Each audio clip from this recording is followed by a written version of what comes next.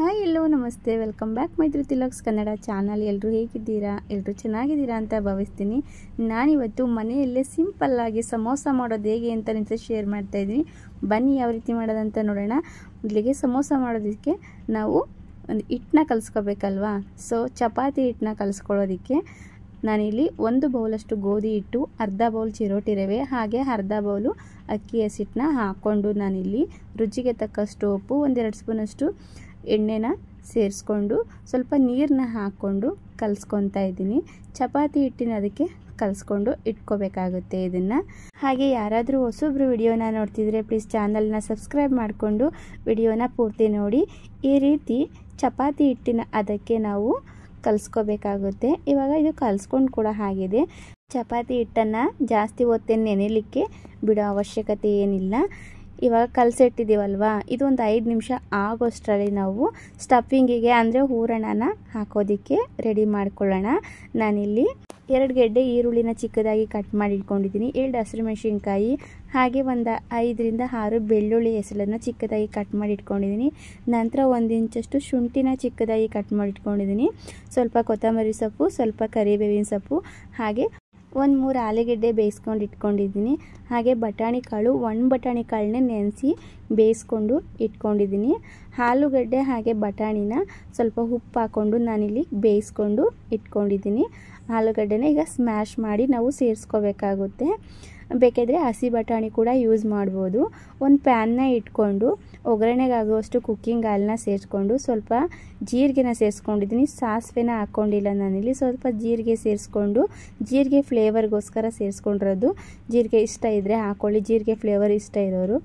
ಜೀರಿಗೆ ಸೇರಿಸ್ಕೊಂಡಾದಮೇಲೆ ಸ್ವಲ್ಪ ಕರಿಬೇವಿನ ಸೊಪ್ಪು, ಹಾಗೆ ಶುಂಠಿ, ಬೆಳ್ಳುಳ್ಳಿ, ಹಸಿಮೆಣಸಿನ್ಕಾಯಿ ಇದಿಷ್ಟೊಂದು ಚೆನ್ನಾಗಿ ಸ್ವಲ್ಪ ಎಣ್ಣೆಯಲ್ಲಿ ಫ್ರೈ ಆದಮೇಲೆ ಕಟ್ ಮಾಡಿಟ್ಟಿರೋವಂಥ ಈರುಳ್ಳಿನೂ ಕೂಡ ಸೇರಿಸ್ಕೊಂಡು, ಈರುಳ್ಳಿ ಜೊತೆಗೆ ಸ್ವಲ್ಪ ಉಪ್ಪನ್ನು ಹಾಕ್ಕೊಂಡು ಈರುಳ್ಳಿ ಸಾಫ್ಟ್ ಆಗೋವರೆಗೂ ಸ್ವಲ್ಪ ಫ್ರೈ ಮಾಡಿಕೊಂಡ್ರೆ ಸಾಕು. ಜಾಸ್ತಿ ಏನು ಫ್ರೈ ಆಗಬೇಕಂತೇನಿಲ್ಲ. ಇದ್ರ ಜೊತೆಗೆ ಒಂದೇ ಒಂದು ಚಿಟಿಕೆಯಷ್ಟು ಖಾರದ ಪುಡಿನ ಸೇರಿಸ್ಕೊತಾ ಇದ್ದೀನಿ. ಹಾಗೆ ಸ್ವಲ್ಪ ಮಸಾಲ ಪೌಡರ್ನ ಸೇರಿಸ್ಕೊಂಡಿದ್ದೀನಿ. ಮಸಾಲ ಪೌಡರ್ ರೆಗ್ಯುಲರಾಗಿ ಮನೆಯಲ್ಲಿ ನಾವು ಸಾಂಬಾರಿಗೆ ಯೂಸ್ ಮಾಡುವಂಥ ಮಸಾಲ ಪೌಡರ್ನೇ ಸೇರಿಸ್ಕೊಂಡಿದ್ದೀನಿ. ಇಲ್ಲಿ ಯಾವುದೇ ರೀತಿ ಚಾಟ್ ಮಸಾಲ ನಾನು ಯಾವುದೂ ಸೇರಿಸ್ಕೊಂಡಿಲ್ಲ. ಮಸಾಲ ಪೌಡರ್ನ ಸೇರಿಸ್ಕೊಂಡಾದ್ಮೇಲೆ ಚೆನ್ನಾಗಿ ಒಂದು ಮಿಕ್ಸ್ ಕೊಟ್ಟು ನೋಡಿಕೊಂಡು ಚಿಲ್ಲಿ ಪೌಡರ್ನ ಸೇರಿಸ್ಕೊಳ್ಳಿ, ಹಸಿಮೆಣಸಿನ್ಕಾಯಿ ಸೇರಿಸ್ಕೊಂಡಿರ್ತೀವಿ.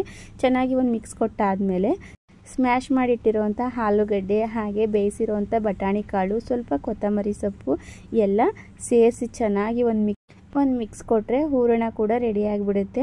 ಸ್ವಲ್ಪ ಉಪ್ಪು ಖಾರ ಚೆಕ್ ಮಾಡಿಕೊಂಡು ಉಪ್ಪು ಬೇಕು ಅನಿಸಿದ್ರೆ ಉಪ್ಪನ್ನು ಕೂಡ ಇವಾಗಲೇ ಸ್ಟಫಿಂಗಿಗೆ ಹಾಕ್ಕೊಂಡ್ಬಿಡಿ. ಆಮೇಲೆ ಸಪ್ಪೆ ಅನಿಸಿದ್ರೆ ಆಮೇಲೆ ಚೆನ್ನಾಗಿರಲ್ಲ, ನೋಡಿಕೊಂಡು ಚೆಕ್ ಮಾಡಿಕೊಂಡು ಇವಾಗಲೇ ಹಾಕ್ಕೊಳ್ಳಿ. ಇವಾಗ ಹೂರಣನ ತಣ್ಣಗಾಗಿ ಬಿಡೋಣ. ಈಗ ಒಂದು ಬಾಣಲೆಗೆ ನಾನು ಸಮೋಸನ ಕರ್ಕೊಳ್ಳೋದಕ್ಕೆ ಎಣ್ಣೆನ ಬಿಸಿಗಿಡ್ತಾ ಇದ್ದೀನಿ. ಹಾಗೆ ಚಪಾತಿ ಹಿಟ್ಟು ಕೂಡ ಇವಾಗ ಒಂದು 5 ನಿಮಿಷ ಆಗಿದೆ, ಸ್ವಲ್ಪ ಇನ್ನೂ ಸಾಫ್ಟಾಗಿ ಆಗಿದೆ. ಈಗ ನಾನು ಒಂದು ತಟ್ಟೆನ ಇಟ್ಕೊಂಡು ಚಪಾತಿನ ಹರ್ಕೊತಾ ಇದ್ದೀನಿ. ಸ್ವಲ್ಪ ಹಿಟ್ಟನ್ನ ಹಾಕ್ಕೊಂಡು ನಾನಿಲ್ಲಿ ಚಪಾತಿನ ಹರ್ಕೊತಾ ಇದ್ದೀನಿ. ನಾವು ಮಾಮೂಲಿ ರೆಗ್ಯುಲರಾಗಿ ಚಪಾತಿ ಎಲ್ಲ ಹೇಗೆ ಹರ್ಕೋತೀವೋ ಅದೇ ರೀತಿಯೇ ಚಪಾತಿನ ಹರ್ಕೊಂಡು, ನಿಮಗೆ ಜಾಸ್ತಿ ಕ್ರಿಸ್ಪಿನೆಸ್ ಬೇಕು ಅಂದರೆ ಸ್ವಲ್ಪ ಅಕ್ಕಿ ಹಿಟ್ಟನ್ನ ಜಾಸ್ತಿ ಹಾಕ್ಕೊಳ್ಳಿ. ನಾನು ಸ್ವಲ್ಪ ಸಾಫ್ಟಾಗೇ ಮಾಡ್ಕೊತಾ ಇದ್ದೀನಿ. ಮನೆಯಲ್ಲಿ ಸ್ವಲ್ಪ ಕ್ರಿಸ್ಪಿನೆಸ್ ತಿನ್ನೋಕ್ಕಾಗ್ದಲೇ ಇರೋರು ಇರ್ತಾರೆ, ಹಾಗಾಗಿ ಸಾಫ್ಟಾಗಿ ನಾನು ಮಾಡ್ಕೊತಾ ಇದ್ದೀನಿ. ಜಾಸ್ತಿ ಕ್ರಿಸ್ಪಿನೆಸ್ ಬೇಕು ಅಂತಂದರೆ ಸ್ವಲ್ಪ ಅಕ್ಕಿ ಹಿಟ್ಟನ್ನ ಜಾಸ್ತಿ ಸೇರಿಸ್ಕೊಂಡ್ರೆ ಕ್ರಿಸ್ಪ್ ಆಗಿರುತ್ತೆ. ನಮಗೆ ಹೊರಗಡೆ ಎಲ್ಲ ಗಟ್ಟಿಯಾಗಿರುತ್ತಲ್ವ, ಮೇಲ್ಗಡೆ ನಮ್ಮ ಚಪಾತಿ ಹಿಟ್ಟೆಲ್ಲ ಹಾರ್ಡಾಗಿರುತ್ತೆ, ಸ್ವಲ್ಪ ಗರಿಗರಿಯಾಗಿ. ಆ ರೀತಿ ಬೇಕು ಅಂದರೆ ಖಂಡಿತ ಸ್ವಲ್ಪ ಅಕ್ಕಿ ಹಿಟ್ಟನ್ನ ಜಾಸ್ತಿ ಹಾಕ್ಕೊಳ್ಳಿ. ನಾನಿಲ್ಲಿ ಸಾಫ್ಟಾಗಿ ಮಾಡ್ಕೊತಾ ಇದ್ದೀನಿ. ಚಪಾತಿ ಹಿಟ್ಟನ್ನ ನಾನು ಈ ರೀತಿ ರೆಕ್ಟ್ಯಾಂಗಲಲ್ಲಿ ಹರ್ಕೊಂಡು 2 ಸಮೋಸ ಆಗೋ ಹಾಗೆ ಕಟ್ ಮಾಡಿಕೊಂಡು ಈಗ ಸ್ಟಫಿಂಗ್ನ ನಾನು ಸೇರಿಸ್ಕೊತಾ ಇದ್ದೀನಿ ಒಳಗಡೆ.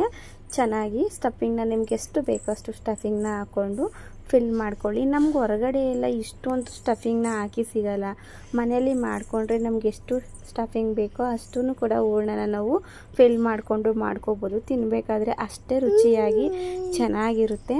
ನೋಡಿ, ಇದೇ ರೀತಿ ಎಲ್ಲ ಸಮೋಸಗಳನ್ನು ನಾವು ಹರ್ಕೊಂಡು ಚಪಾತಿನ ನಮಗೆ ಯಾವ ಶೇಪ್ ಬೇಕೋ ಆ ಶೇಪಲ್ಲಿ ಕಟ್ ಮಾಡಿಕೊಂಡು ಹೂರಣನ ಫಿಲ್ ಮಾಡಿಕೊಂಡು ಫೋಲ್ಡ್ ಮಾಡಿಕೊಂಡ್ರೆ ಆಯಿತು. ಸಮೋಸ ಎಣ್ಣೆಗೆ ಹಾಕಿ ಕರೆದುಬಿಟ್ರೆ ಸಮೋಸ ಕೂಡ ರೆಡಿ ಆಗಿಬಿಡುತ್ತೆ. ನಾನೀಗ 2ನೇ ಸಮೋಸ ಕೂಡ ನಾನಿಲ್ಲಿ ಹೂರಣನ ಫಿಲ್ ಮಾಡ್ಕೊತಾ ಇದ್ದೀನಿ. ನೋಡಿ, ಈ ರೀತಿ ಹರಿಬಿಟ್ಟು ಸೈಡೆಲ್ಲ ಫೋಲ್ಡ್ ಮಾಡಿಬಿಟ್ಟು ಹೂರಣನ ಹಾಕ್ಕೊತಾ ಇದ್ದೀನಿ. ಇಷ್ಟೇ, ತುಂಬ ಈಸಿಯಾಗಿ ಸಿಂಪಲ್ಲಾಗಿ ಮನೆಯಲ್ಲೇ ಮಾಡ್ಕೊಂಬಿಡ್ಬೋದು. ಆಲೂ ಸಮೋಸ ಅಂತೂ ತುಂಬಾ ಚೆನ್ನಾಗಿರುತ್ತೆ. ಸಮೋಸ ಯಾರಿಗಿಷ್ಟ ಇಲ್ಲ ಹೇಳಿ. ಹೊರಗಡೆ ಒಂದು ಸಮೋಸ ತೊಗೋಬೇಕು ಅಂದರೆ ಇದ್ರ ಬೆಲೆ ತುಂಬಾ ಹೆವಿ ರೇಟ್ ಇದೆ ಸಮೋಸ ಅಂತೂ ಇವಾಗ. ಆದರೆ ಮನೆಯಲ್ಲೇ ಎಷ್ಟು ಹೂರಣನ ರೆಡಿ ಮಾಡ್ಕೊಂಡ್ಬಿಟ್ರೆ ಎಷ್ಟು ಸಮೋಸನೆಲ್ಲ ಮಾಡ್ಕೋಬೋದು. ಮನೇಲಿ ಎಲ್ಲರೂ ಕೂತ್ಕೊಂಡು ತಿನ್ಬೋದು. ನಾನು ಇದೇ ರೀತಿ ಎಲ್ಲ ಸಮೋಸಗಳನ್ನು ಮಾಡ್ಕೊತಾ ಇದ್ದೀನಿ. ಇವಾಗ ಮಾಡ್ಕೊಂಡಾಗಿದೆ. ನಾನೀಗ ಬಾಣಲಿನಲ್ಲಿ ಎಣ್ಣೆ ಕೂಡ ಕಾಯೋಕ್ಕೆ ಇಟ್ಟಿದ್ದೆ. ಎಣ್ಣೆ ಕೂಡ ಚೆನ್ನಾಗಿ ಬಿಸಿಯಾಗಿದೆ. ಇವಾಗ ಸಮೋಸ ಎಣ್ಣೆಗೆ ಹಾಕಿ ಫ್ರೈ ಮಾಡಿ ಬಿಸಿ ಬಿಸಿಯಾಗಿ ತಿಂತಾ ಇರೋದಷ್ಟೇ. ರುಚಿಯಾಗಿ ಸ್ಪೈಸಿಯಾಗಿ ಸಾಫ್ಟಾಗಿ ತುಂಬಾ ಚೆನ್ನಾಗಿ ಬಂದಿತ್ತು. ಒಂದ್ಸಲ ನೀವು ಟ್ರೈ ಮಾಡಿ ಹೇಗೆ ಬಂತು ಅಂತ ನನಗೆ ಕಮೆಂಟ್ ಮೂಲಕ ತಿಳಿಸಿ. ತುಂಬ ಈಸಿಯಾಗಿ ಮನೆಯಲ್ಲೇ ಮಾಡ್ಬೋದು ಸಮೋಸ. ಇಷ್ಟಪಡೋರು ಖಂಡಿತ ಈ ರೀತಿಯಾಗಿ ಒಂದ್ಸಲನಾದರೂ ಟ್ರೈ ಮಾಡಿ. ತುಂಬಾ ಚೆನ್ನಾಗಿ ಬರುತ್ತೆ. ನಾವು ಎಣ್ಣೆಯಲ್ಲಿ ಹಾಕಿದ ತಕ್ಷಣ ನಾವು ಕೈ ಆಡಬಾರ್ದು.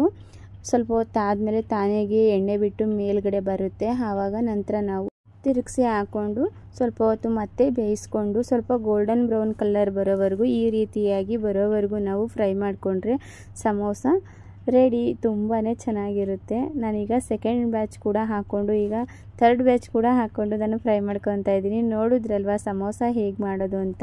ನಾನು ಮಾಡಿರುವಂಥ ಈ ಸಮೋಸ ರೆಸಿಪಿ ನಿಮ್ಗೆಲ್ರಿಗೂ ಇಷ್ಟ ಆಗಿದೆ ಅಂತ ಭಾವಿಸ್ತೀನಿ. ಇಷ್ಟ ಆಗಿದ್ರೆ please like, share, subscribe. Thank you for watching.